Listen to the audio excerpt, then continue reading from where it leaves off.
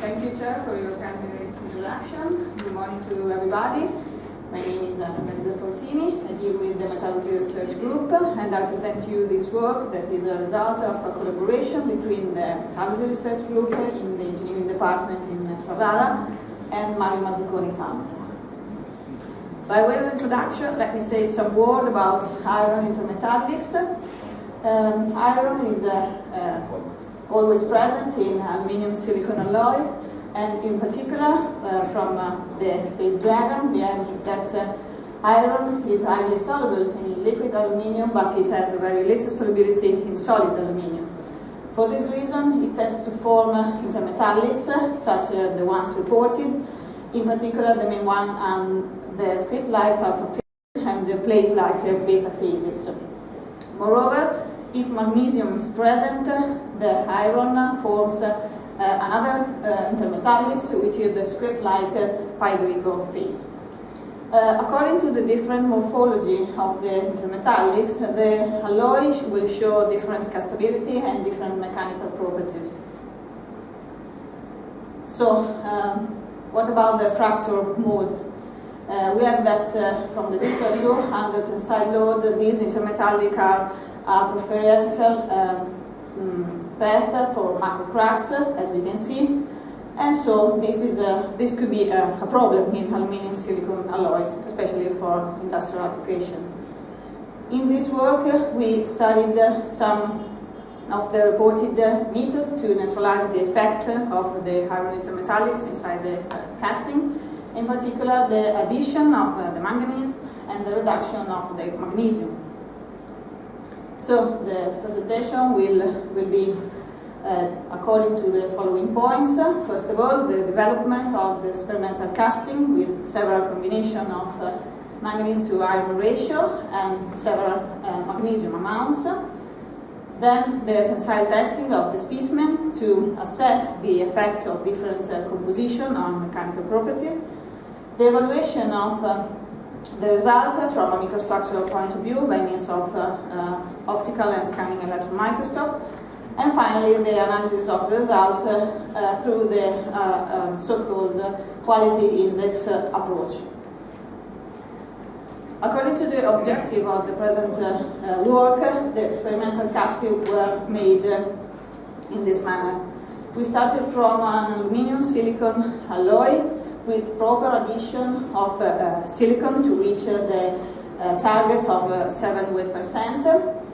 Then, starting from this composition, we treated the alloy by means of strontium and grain refinement to reach the modification and the grain refinement treatment. This alloy was named reference alloy, and it has no manganese.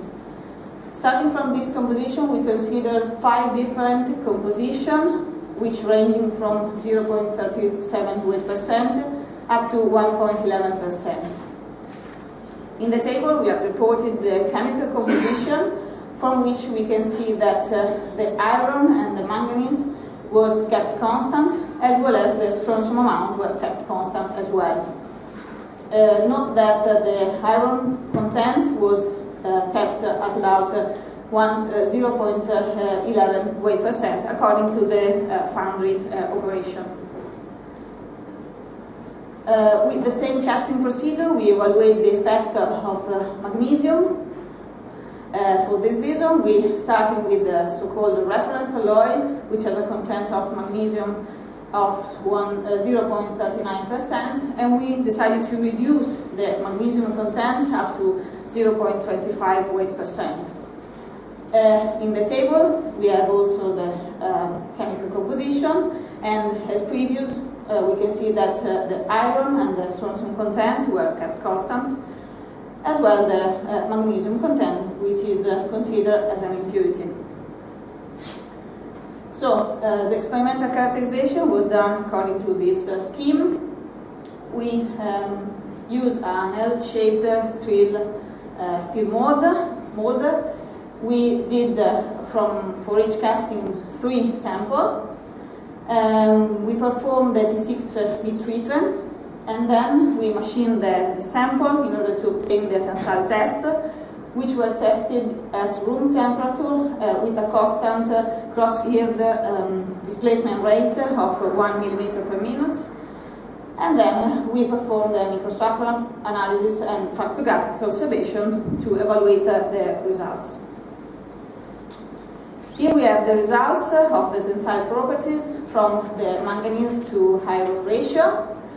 We can see that the increase of the manganese content does not significantly affect the percent elongation, and also does not significantly affect the ultimate tensile strength and the yield strength of the alloy. This is mainly due to the little amount of iron of the alloys considered. The microstructural analysis were performed on all the samples through optical microscope. We consider the same area for each sample, and we evaluate the presence of the intermetallics by focusing the attention of beta phases in particular. Here we have the results of the analysis in terms of number of detected particles and their average maximum length. We can see that the increase of the manganese leads to a reduction of the particles in terms of their number, while the variation of their average maximum length is negligible. So we perform the fracture profiles. We have the comparison between the reference alloy and the 1.11% ratio.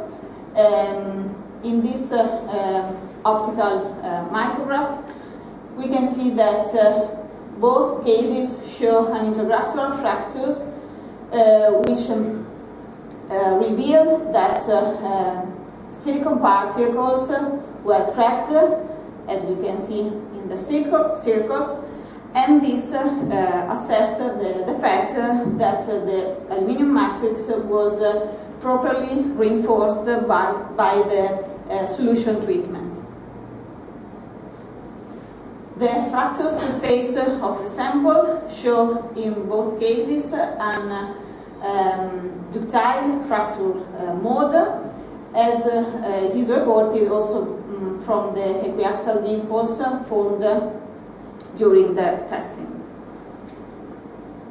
So we move now to the tensile properties, tensile results of the alloy which contains different magnesium amount. In particular, we have that the reduction of the magnesium with respect to the reference alloys leads to an increase of the percent elongation, combined with a decrease of both the ultimate tensile strength and yield strength of the alloy.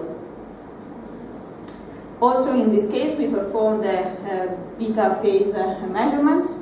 We have the results in this table, and we find out that the decrease of the magnesium does not significantly affect the amount and also the size of these intermetallic compounds.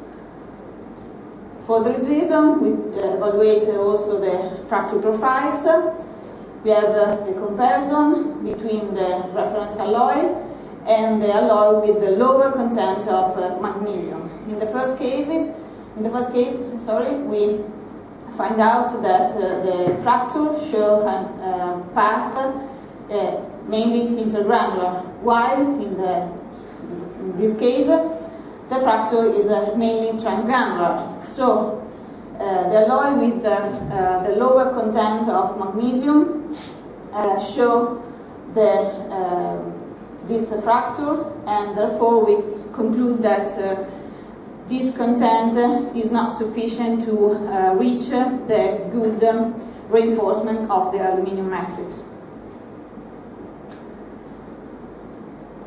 In this part, we consider to evaluate the results, not only in terms of tensile test and microscopic evaluation, but also by means of the slow quality the so-called quality index chart.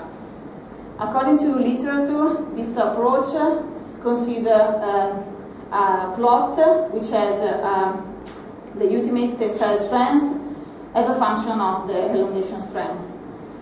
We perform this analysis, and this is our result.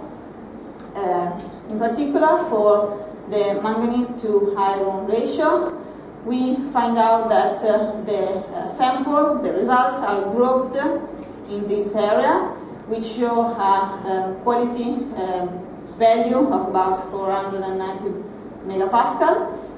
And so we can conclude that also this approach confirms that the variation of manganese to iron ratio does not modify the quality of the casting.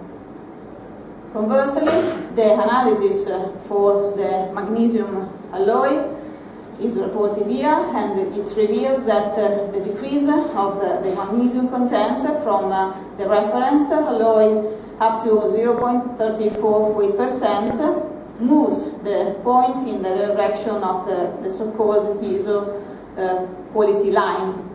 So we can assess that this composition is the best for our aim.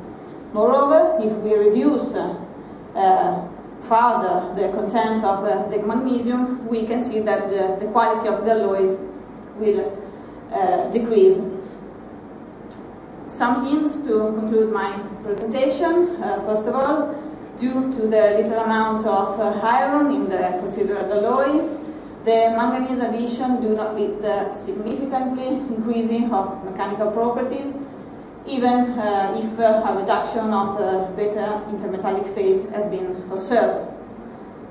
Then the reduction of the magnesium leads to an improvement of the percent elongation, and we found out that the fracture is mainly controlled by the weaker aluminium axis than by the intermetallics.